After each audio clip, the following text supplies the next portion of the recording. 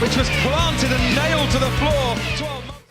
We're in London, where Qantas ambassador Mark Webber is shooting the Qantas Grand Prix campaign, and we're going to catch up with him. How are you, Mark?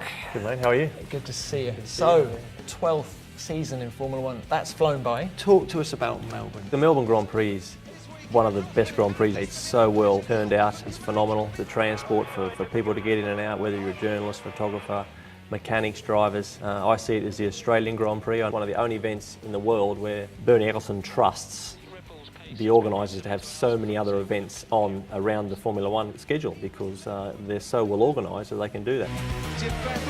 Well, I guess the fans have got a lot to do with that as well, the Aussie fans. They really do embrace it and get behind it, and they don't take it for granted. They know that seeing the world's best drivers, they know that they're seeing the best teams in the world operate. To follow Formula One, you've got to be very passionate, because the time difference, most of the races are outside our time zone. The coverage now is very, very good. There's more chances for people to get into the nitty-gritty to follow our results and how the season is unfolding.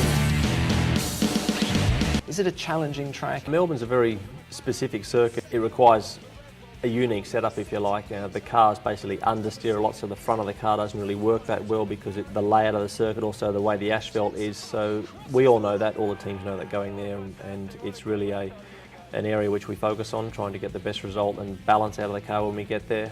It's a bit bumpy in the braking areas, some of those are quite tricky for us, but also the race is a twilight Grand Prix, so we have very low sun towards the end of the Grand Prix, so that's also very challenging for us. You've got different shades of the shadows, the sun bursting through the trees. Sometimes there's also quite a few leaves around and things, so when you're doing those type of speeds, for us in the cockpit, obviously it requires an immense amount of concentration. Now, Mark, your Twitter name is Aussie Grit, and I think to a lot of your fans you reflect the spirit of Australia, which is why I suppose it's so apt that you have this wonderful relationship with Qantas. Well, I'm very proud to be a Qantas ambassador.